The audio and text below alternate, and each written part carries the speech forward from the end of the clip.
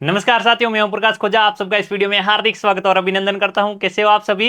उम्मीद करता हूं सभी एकदम बढ़िया हो, स्वस्थ हो और अच्छे से अपना अध्ययन कर रहे हैं। आपने मेरे साथ सामाजिक विज्ञान पढ़ना स्टार्ट कर दिया है। पाठ्य पुस्तक समकालीन भारत फर्स्ट चल रही है, जो कि भूगोल विषय से संबंधित आपकी पुस्तक है। और इसमें अध्याय क्रमांक 4 पढ़ रहे हैं, नाम है जलवायु, जिसमें हम भारत की जलवायु के संबंध में चर्चाएं करते आ रहे हैं। और इस वीडियो में हम बात करने वाले हैं मानसून एकता का परिचायक। मानसून भारत में किस प्रकार से एकता का परिचायक है, इन बिंदुओं पर हम चर्चाएं करेंगे। जैसा कि आपने मानसून के बारे में पढ़ा है कि देखिएगा, पिछले वीडियोज के दौरान आपने देखो शीत ऋतु से पढ़ना प्रारंभ किया था। शुरुआत में हमने क्या पढ़ा? जलवायु और मौसम से संबंधित सामान्य जानकारियां ली। फिर आपके जलवायु और मौसम को प्रभावित करने वाले कारक कौन कौन से हैं, भारत की जलवायु को प्रभावित करने वाले कारक कौन कौन से, उन पर हमने चर्चाएं की। फिर हम शीत ऋतु को 2 वीडियो के दौरान पढ़ा कि शीत ऋतु के दौरान पूरे भारतवर्ष में किस प्रकार की आपकी समानताएं होती है, किस प्रकार की भिन्नताएं होती है। उत्तर भारत में शीत ऋतु के लक्षण क्या है, दक्षिण भारत में शीत ऋतु के लक्षण क्या है। फिर आगे बढ़ते हुए हम शीत ऋतु में चक्रवाती विक्षोभों के बारे में चर्चाएं की कि भाई इनके इनके द्वारा किस प्रकार से भारत में वर्षा की जाती है। फिर हम ग्रीष्म ऋतु की ओर बढ़े कि ग्रीष्म ऋतु के दौरान प्रायद्वीपीय भारत में कैसे लक्षण होते हैं, उत्तर भारत में कैसे लक्षण होते हैं। सूर्य की किरणें प्रायद्वीपीय भारत पर लंबवत रहती है, फिर भी यहां पर तापमान उत्तर भारत की तुलना में कम क्यों होता है। उसका कारण भी हमने देखा था कि भाई उसका कारण यह कि प्रायद्वीपीय भारत पर समुद्र की समकारी जलवायु का प्रभाव है और उत्तर भारत में महाद्वीपीयता का प्रभाव होता है। इस वजह से वहां पर सूर्य की किरणें तिरछी होने के बावजूद भी प्रायद्वीप की तुलना में तापमान अधिक प्राप्त होता है। फिर आगे बढ़ते हुए हमने 2 वीडियोस के दौरान वर्षा ऋतु की चर्चाएं की। वर्षा ऋतु का आगमन आपके भारतीय मानसून की उत्पत्ति कैसे होती है, मानसून की भारत में एंट्री अर्थात प्रवेश कैसे होता है, और भारत में वर्षा का वितरण कहां पर कितना है, किस प्रकार से भारतीय मानसून है वो कितनी तारीख को कौन से क्षेत्रों में प्रवेश करता है। फिर आगे हमने भारत में वर्षा विराम भी देखा था। मानसून ऋतु के दौरान शुष्क और आर्द्रता की स्थितियां बनती है, उनको भी देखा। मानसून ऋतु के दौरान बाढ़ की स्थितियां भी बनती है और सूखाग्रस्त क्षेत्र भी बनते हैं, उन पर भी हमने चर्चाएं की। फिर आगे बढ़ते हुए हमने मानसून प्रत्यावर्तन ऋतु की चर्चाएं की, जिसमें हमने बातें की, हमने देखा था कि किस प्रकार से जो निम्न वायुदाब का क्षेत्र था, जो एक मानसूनी गर्त के रूप में माना जाता है, वह उत्तर भारत में कमजोर होने लग जाता है और वो निम्न दाब की बजाय वहां पर उच्च वायुदाब बन जाता है और मानसूनी पवनें भारतीय उपमहाद्वीप से हिंद महासागर की ओर चलने लगती है, जिसे मानसून प्रत्यावर्तन की ऋतु या लौटता हुआ मानसून कहते हैं, और उसे कोरोमंडल तट में वर्षा होती है। ऐसे हमने मानसून प्रत्यावर्तन की ऋतु को पढ़ा था।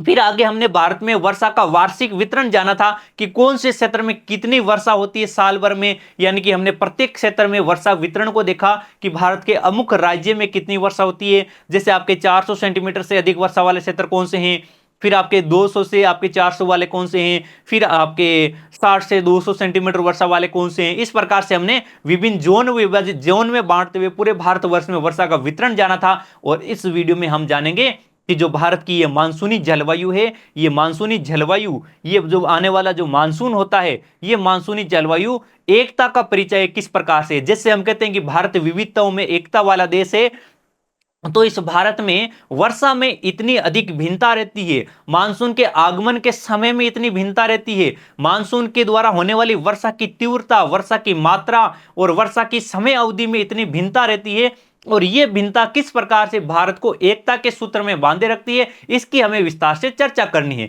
तो आइए स्टार्ट करते हैं आज की हमारी चर्चा। तो देखिएगा, भारत की आप स्थलाकृतिक भिन्नताएं देखिए, भारत का भौगोलिक स्वरूप आप देखते हैं तो भारत का भौगोलिक स्वरूप आपको किस प्रकार का दिखता है। तो उसके लिए देखिए, आप भारत के मानचित्र में देखते हैं, भारत के आपके प्राकृतिक मानचित्र में देखते हैं कि इस प्रकार का भारतीय क्षेत्र है, और इस भारतीय क्षेत्र में आपको यहां पर मरुस्थलीय क्षेत्र देखने को मिलते हैं। फिर यहां पर आपको हिमालय पर्वतीय प्रदेश का भाग भी देखने को मिलता है। ये वाला क्षेत्र क्या है, यहां पर आपके हिमालय पर्वतीय प्रदेश है। ये क्या है भाई, हिमालय पर्वतीय प्रदेश आता है, और यहां पर पूरा भारतीय उपमहाद्वीप का क्षेत्र आता है। पूरा ये क्या है, ये पूरा का पूरा भारतीय उपमहाद्वीप का क्षेत्र है, भारतीय उपमहाद्वीप। अब उपमहाद्वीप की बात करते हैं तो पूरा भारत आ जाता है, बांग्लादेश आ जाता है, पाकिस्तान आ जाता है, नेपाल, भूटान, इधर आपके म्यांमार, ये अफगानिस्तान, ये सारे क्षेत्र क्या आ जाते हैं, भारतीय उपमहाद्वीप में आ जाते हैं। और उसमें सबसे बड़ा देश कौन सा है, भारत देश है। अब ये जो हिमालय है, हिमालय यहां से प्रायद्वीप आपके मध्य एशिया से आने वाली ठंडी पवने हैं। ये ठंडी पवने कहां से आती है, ये ठंडी पवने आती है मध्य एशिया से।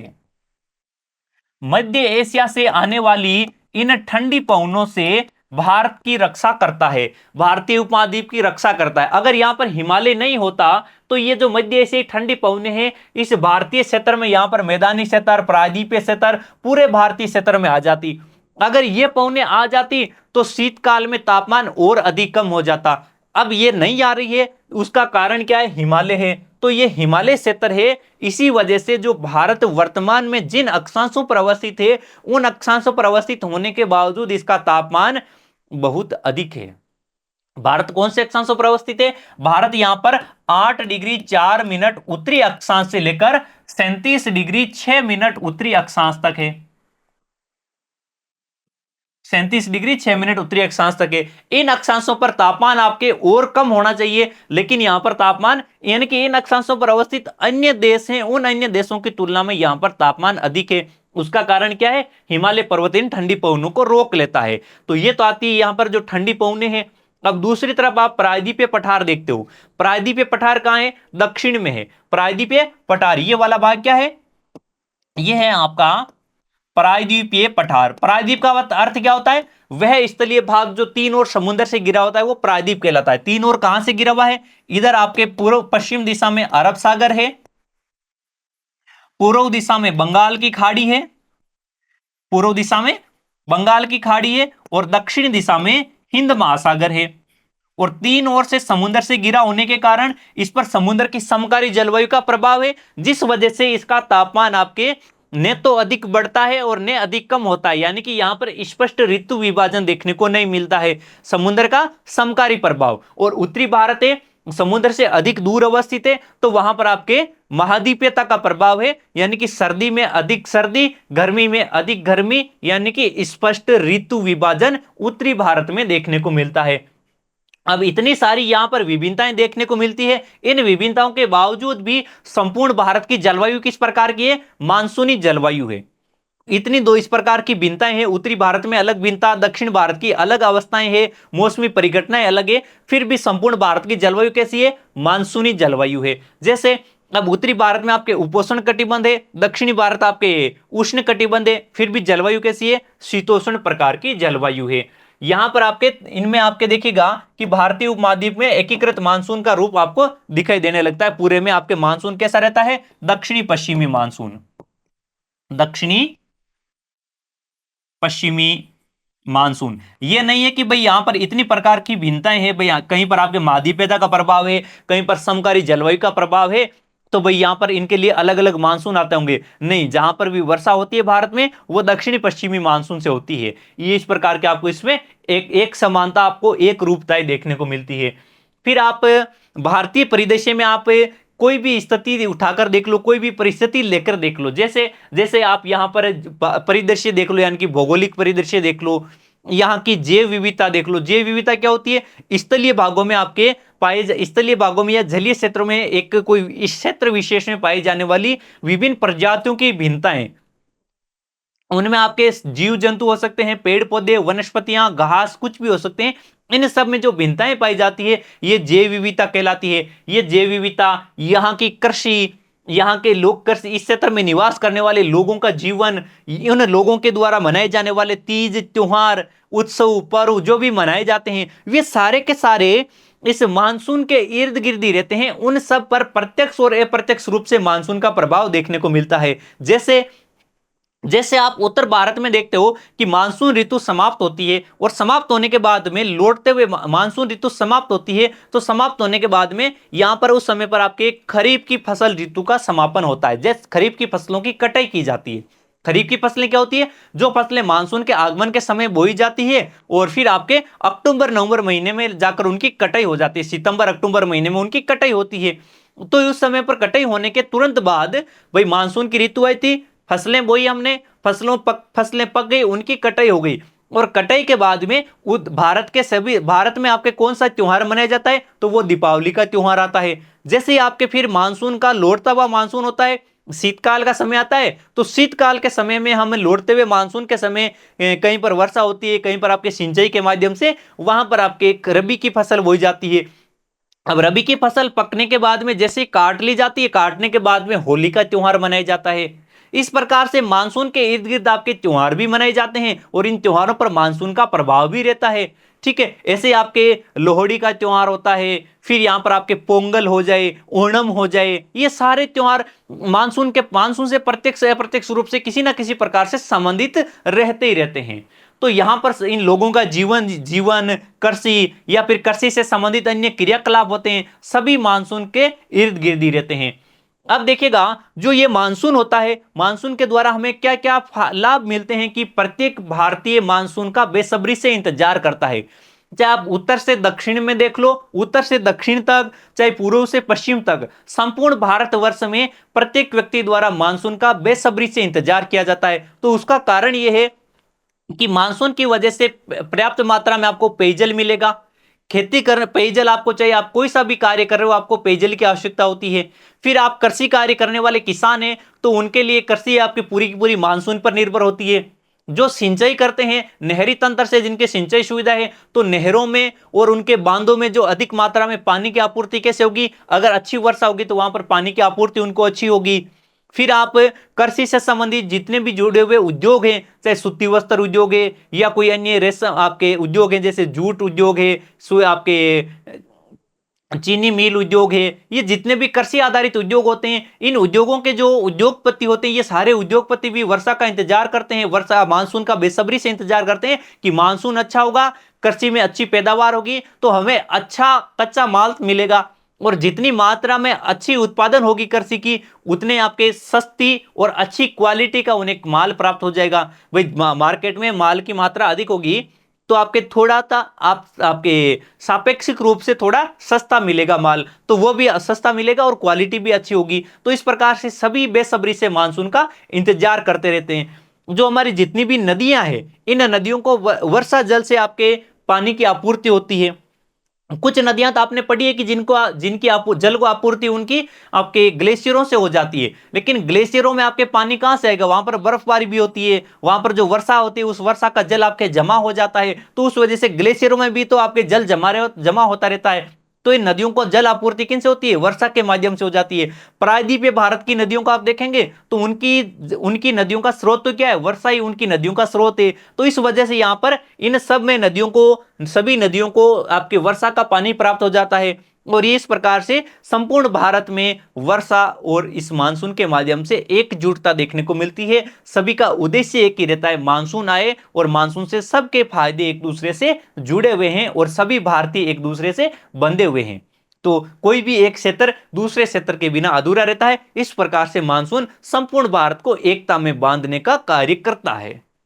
ठीक है, इस वीडियो का आपका लर्निंग आउटकम्स रहा है कि किस प्रकार से भारतीय मानसून एक रूपता का परिचायक है, कि संपूर्ण भारत में विभिन्न प्रकार की भिन्नताएं पाई जाती है, विभिन्न प्रकार की मौसमी परिघटनाएं होती है, विभिन्न प्रकार के तापमान और वायुदाब की स्थितियां क्षेत्र विशेष के अनुसार, समय विशेष के अनुसार अलग अलग होती है, फिर भी मानसूनी जलवायु एकता के रूप में मानसूनी जलवायु देखने को मिलती है। ये आपने अच्छे से समझ लिया है, सीख लिया है। तो इसी पर आधारित आपका छोटा सा टेस्ट हो जाए, और पहला सवाल आपकी स्क्रीन पर। प्रायद्वीपीय पठार का तापमान वर्ष भर मध्यम क्यों रहता है। प्रायद्वीपीय पठार जो भारत का दक्षिणी भाग है, इसका तापमान साल भर मध्यम क्यों बना रहता है।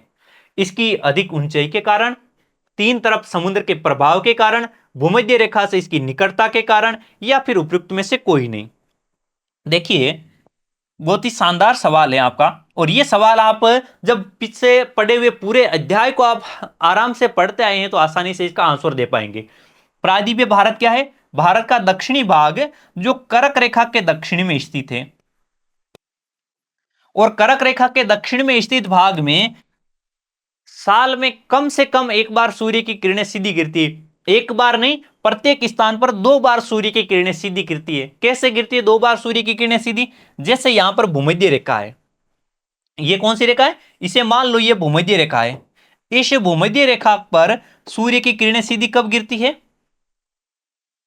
सितंबर और मार्च के महीने में। अब मार्च के महीने में यहां पर सूर्य की किरणें सीधी गिर रही है। मार्च के बाद में सूर्य क्या होगा, उत्तर दिशा की ओर चलेगा, सूर्य उत्तरायण होने लगेगा। तो जैसे यहां पर सूर्य पहुंचेगा, मान लीजिएगा कि मार्च अप्रैल के महीने में यहां पर आ जाता है सूर्य, तो इस स्थान पर सूर्य की किरणें लंबवत चमक रही है। फिर आपके 21 जून के दिन सूर्य कर्क रेखा पर लंबवत रहेगा।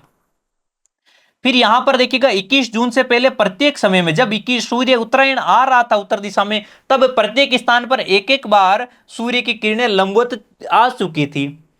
अब जैसे ही सूर्य 21 जून के बाद में क्या होगा, सूर्य कर्क रेखा से उत्तर दिशा में तो आगे जाएगा नहीं, सूर्य लंबवत कहां रहेगा, सूर्य फिर से दक्षिण की ओर बढ़ेगा और इस तरफ लंबवत रहेगा। तो यहां पर प्रत्येक स्थान पर एक एक बार फिर से सूर्य की किरणें लंबवत गिरेगी। तो यानी कि सूर्य की किरणें यहां पर लंबवत गिर रही है। इतना सूर्य का तापमान यहां पर लंबवत प्राप्त हो रहा है मार्च से लेकर जून, यानी कि अप्रैल, मई, जून, जुलाई, अगस्त, इन महीनों में सूर्य की किरणें यहां पर सीधी गिरती है।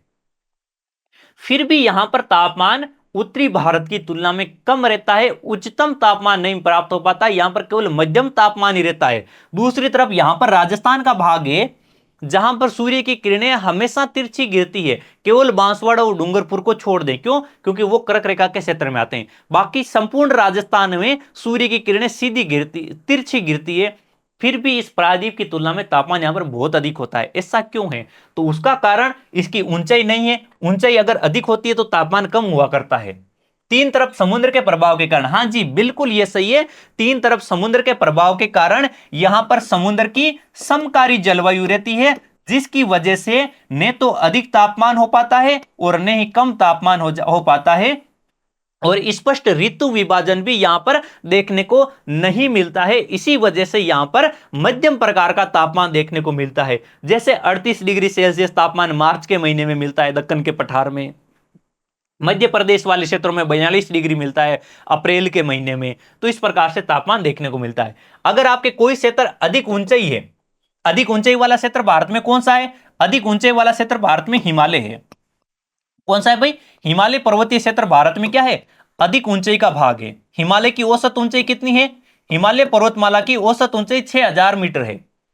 तो यहां पर क्या होगा? अधिक ऊंचाई है तो तापमान कम होता है। अब तापमान कम क्यों होता है? तापमान आपकी क्या कम होता है? कम होने का कारण क्या है? जैसे जैसे समुद्र तल से ऊंचाई बढ़ती जाती है तापमान कम होता जाता है। कितना कम होता है? तो आप समुद्र तल से 165 मीटर की ऊंचाई पर जाते हैं तो 1 डिग्री सेल्सियस तापमान कम हो जाता है। जैसे मैं यहां पर खड़ा हूं स्थलीय भाग पर, इस स्थलीय भाग पर अभी मान लीजिएगा कि जहां पर मैं खड़ा हूं यहां पर मान लीजिएगा कि तापमान आपके, मान लो तापमान 28 डिग्री सेल्सियस है। ठीक है, अब यहां से मैं ऊंचाई पर चला जाता हूं और मैं चला जाता हूं यहां से 165 मीटर ऊपर। मान लो मैं जिस बिल्डिंग में खड़ा हूं वो 165 मीटर या फिर 200 मीटर ऊंची बिल्डिंग है और मैं स्थलीय भाग पर खड़ा हूं और यहां से मैं आपके 165 मीटर ऊपर स्थित मंजिल है वहां पर चला जाऊंगा। तो यहां पर तो तापमान 28 डिग्री सेल्सियस है, लेकिन जो 165 मीटर के ऊंचाई पर जो भाग होगा वहां पर तापमान कितना हो जाएगा? 27 डिग्री सेल्सियस। प्रत्येक 165 मीटर पर तापमान 1 डिग्री सेल्सियस कम होता जाता है।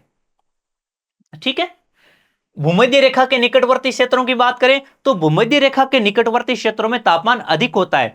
किस प्रकार की विशेषता होती है? इस विषुवत रेखा के आसपास के क्षेत्रों में तापमान भी अधिक होता है और आर्द्रता भी अधिक होती है। आर्द्रता अधिक क्यों होती है?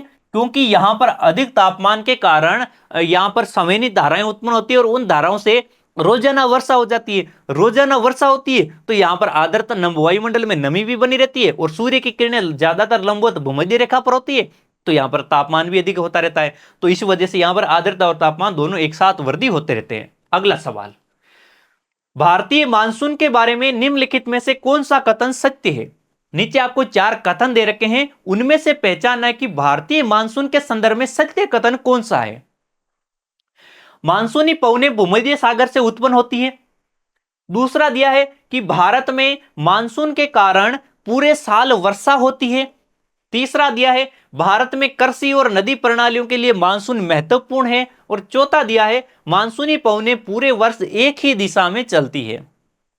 देखिए पहले चारों एक एक कथन पर हम चर्चाएं करते हैं कौन सा सत्य है और कौन सा गलत है और उसके कारणों की भी बात करेंगे। मानसूनी पवनें भूमध्य सागर से उत्पन्न होती है, बिल्कुल उत्पन्न नहीं होती है। मानसूनी पवनों की उत्पत्ति भूमध्य सागर से नहीं होती है, यह उत्पन्न होती है